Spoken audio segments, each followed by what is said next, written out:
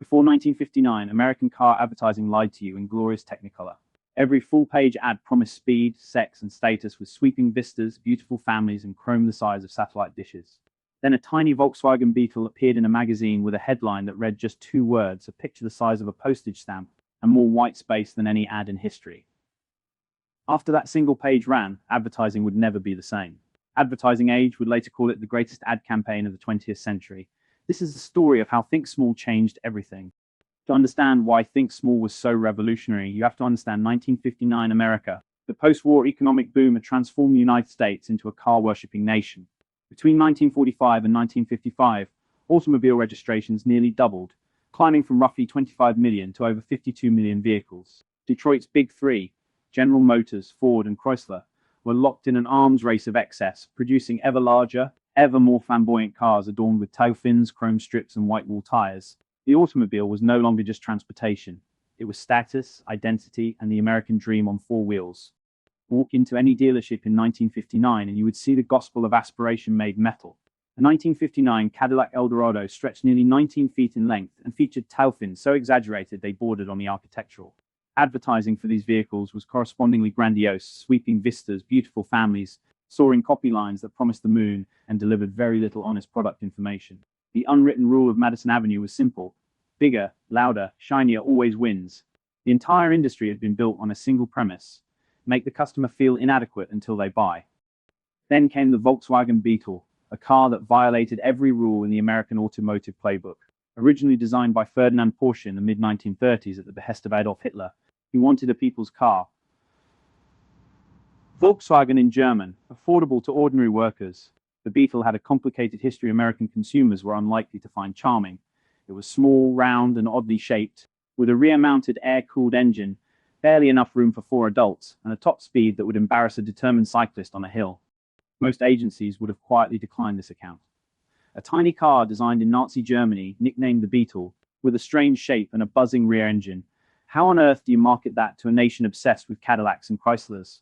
By 1959, Volkswagen was selling approximately 120,000 units annually in the United States. Respectable, certainly, but a rounding error compared to Detroit's millions. Carl Hahn, Volkswagen's American distributor, knew that cracking the mainstream market would require something extraordinary. He turned to an agency considered at the time a promising but unproven upstart.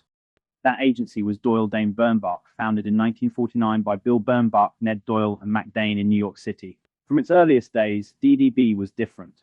Where most Madison Avenue shops operated on the principle that advertising was a science, a matter of research, demographics, and proven formulas, Bill Bernbach believed it was an art.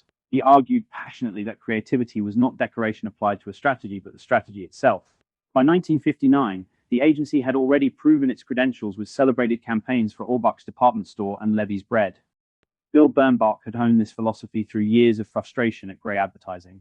In a now legendary internal memo written at Grey in 1947, 2 full years before DDB's founding, he articulated his creed with remarkable clarity. Quote, "There are a lot of great technicians in advertising, and unfortunately they talk the best game. They know all the rules. But there is one little rub. Advertising is fundamentally persuasion, and persuasion happens to be not a science but an art." End quote. That single paragraph would become the founding scripture of the entire creative revolution. At DDB, Bernbach institutionalized a radical structural change that would ripple through the entire industry. He paired art directors and copywriters together as creative teams, a practice so commonplace today that it is difficult to appreciate how genuinely disruptive it was in 1949. Previously, copy and art had been handled by separate departments that communicated mostly through internal memos. Bernbach put them in the same room, arguing that the best advertising emerged from genuine creative dialogue rather than departmental handoffs. This single decision rewrote how every agency on the planet would operate forever. The creative team assigned to the Volkswagen account was, by any measure, extraordinary. Art director Helmut Krohn was a German-born designer of meticulous precision, deeply influenced by the Swiss international typographic style and possessed of an almost aggressive commitment to visual clarity. Copywriter Julian Koenig was a New Yorker of sharp wit and even sharper instincts, with a gift for the kind of deceptively simple prose that reads effortlessly but is nearly impossible to write. Together, Krohn and Koenig formed one of the most legendary creative partnerships in advertising history. The brief from Volkswagen was brutally honest: sell a small, ugly foreign car in a country that worshipped big, beautiful domestic ones. Do not make false claims.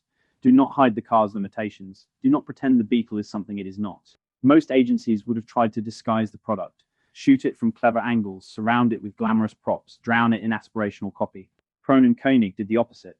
They decided to tell the truth so plainly, so defiantly, that no American consumer had ever seen anything quite like it. The first ad in the campaign was a full magazine page. In the top left corner, a tiny photograph of the Volkswagen Beetle. The rest of the page? Almost entirely white space. Below the image, two simple words: think small. Below that, body copy that read like a confession, honest, dry, slightly self-deprecating, and brutally factual. No sweeping vistas, no beautiful families, no promises of romance or success. Just a small car, a small headline, and a big idea. The ad did not sell aspiration. It sold honesty. And in 1959 America, that was the most aspirational thing of all. Julian Koenig's headline, Think Small, worked on multiple levels simultaneously. On the surface, it was literal. The car was small, the ad was small, even the photograph was small. But beneath the surface, it was a sly cultural critique. Think Small was a quiet rebuke to the entire American ethos of excess, a subtle suggestion that maybe, just maybe, bigger was not always better. It flattered the reader's intelligence.